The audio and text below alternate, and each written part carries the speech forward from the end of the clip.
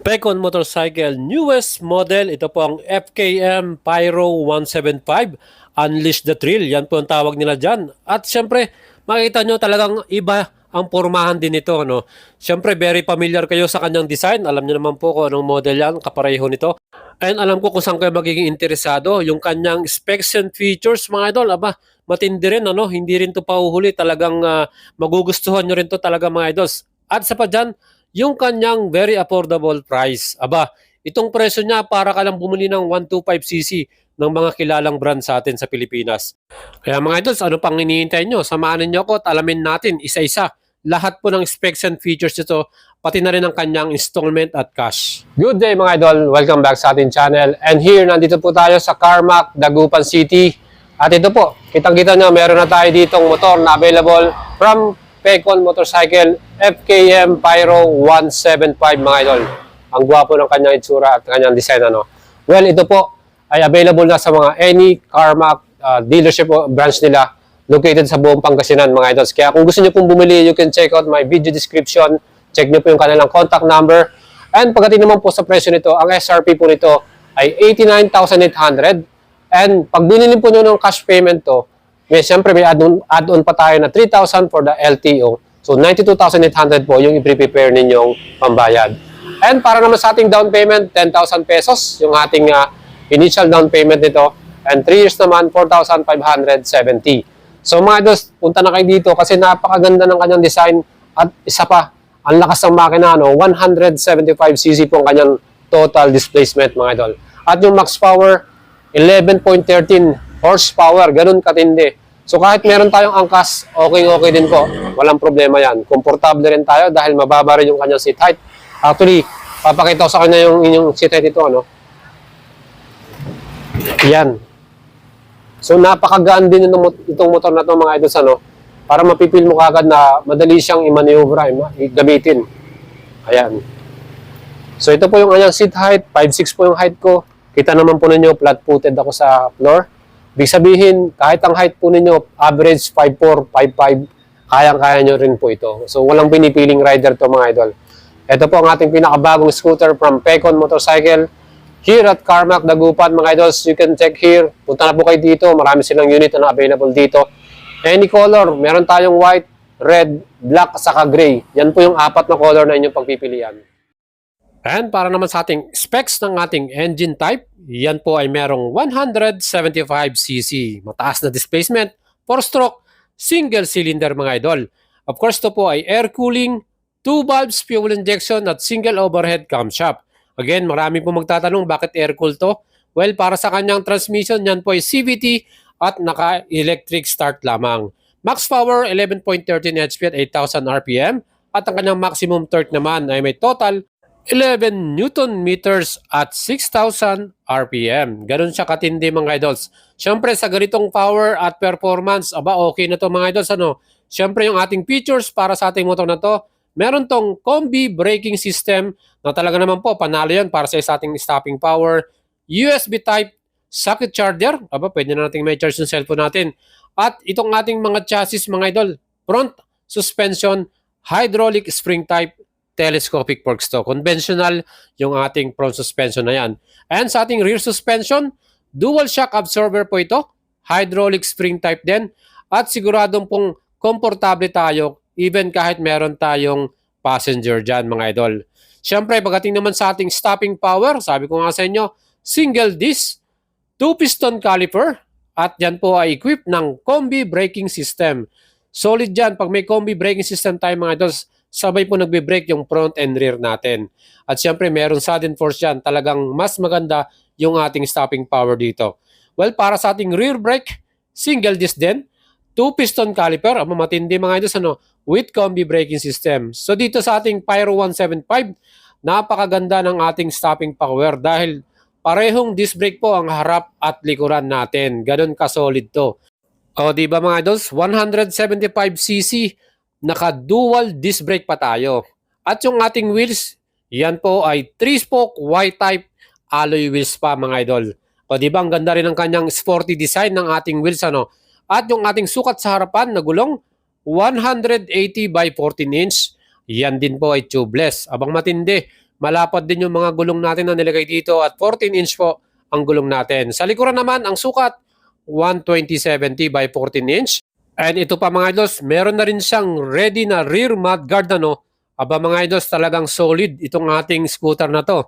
Well, para naman sa ating sukat ng wheelbase, 1,350mm naman. Medyo malapad din siya at medyo kalakihan din. Pero saktong-sakto lang din. Ang ganda nga ng kanyang mga decals, yung forma niya. At ang total weight po nito, ito nagustuhan ko rito, 124 kilograms.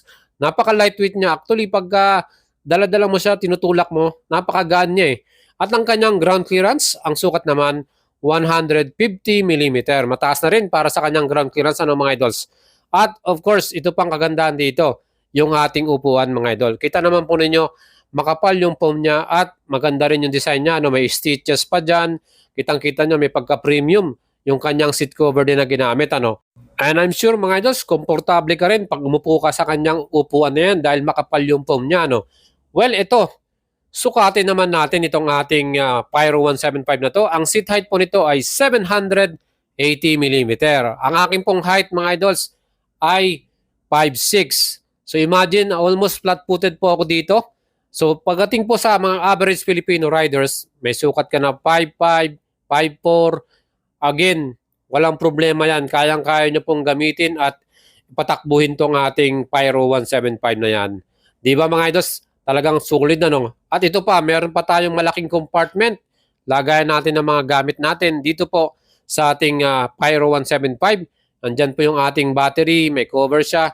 At dito meron tayong mga tools na kasama, yung ating manual, yung ating side mirror. So yan mga idols, yung ating compartment na yan.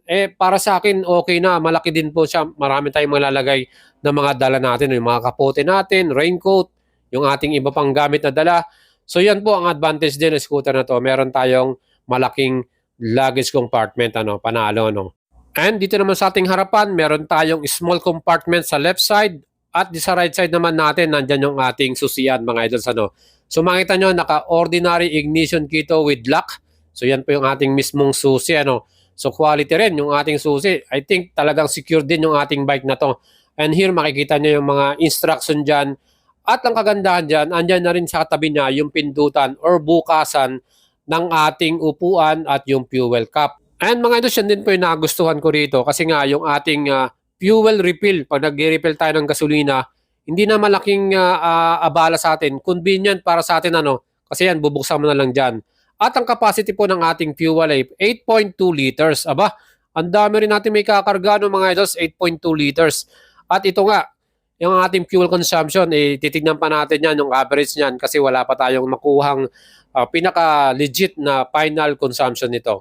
And dito meron tayong small compartment at kung titignan nyo po sa loob niyan, may lalagay natin yung ating cellphone at ang kagandahan dyan, meron na tayong USB ready charging port para sa ating smartphone. Hindi na tayo malolobat mga idols kahit malayo yung biyahe natin.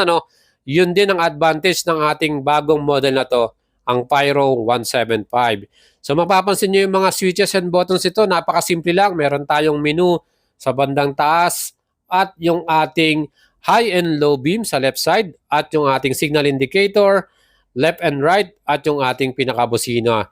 So yan po sa kanan naman, nandiyan naman yung ating kill switch and yung ating starting switch para sa ating makina. So electric switch lang po itong ating bagong Pyro 175 na to mga idol sana.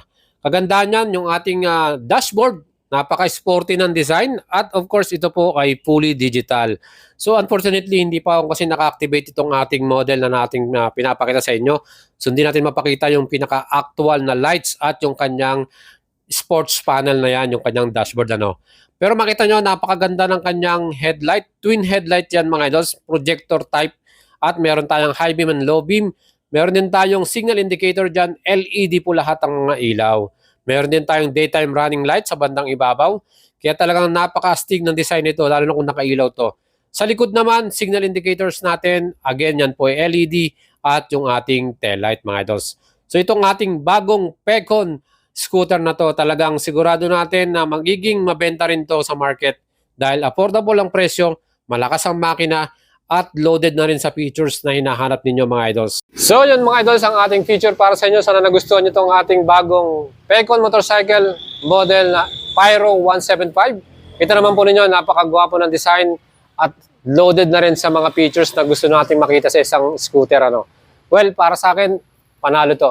Sa kanyang murang presyo, SRP 89,800 or cash payment dito po sa CarMax 92,800. So yun po yung ating babayaran dito. Meron tayong mga 4 na kulay na pagpipilian, red, white, gray at black. So kaya ini-invite ko kayo to visit the CarMax Dagupan store or yung kanilang mga branches all over the Pangasinan area or norte po. So marami silang mga branches dyan. So ito po ang ating pinakabagong Pyro 175. At sana magkakita-kita ulit tayo sa kanyang test ride mga idols. Sana magkaroon tayo ng chance na makapag-test ride nito. And shoutout po sa FKM or Pecon Motorcycle Philippines. Baka naman maka-request ng test ride unit po nitong ating napakagwapong Pyro 175 mga idol. Feature para sa inyo, hopefully nagustuhan nyo yung ating video. Huwag niyo pong kalimutang i-subscribe ang ating channel. Hit nyo rin po ang ating notification bell. And of course, like and follow nyo ako sa ating FB page, Boyd Salabarria. Road to 100,000 subscriber na tayo mga idols. Kaya supportahan nyo ako dyan at salamat po sa inyong laging pagpapanood ng ating mga video. Gwapo nito mga idols. Tara dito sa CarMax Dagupan.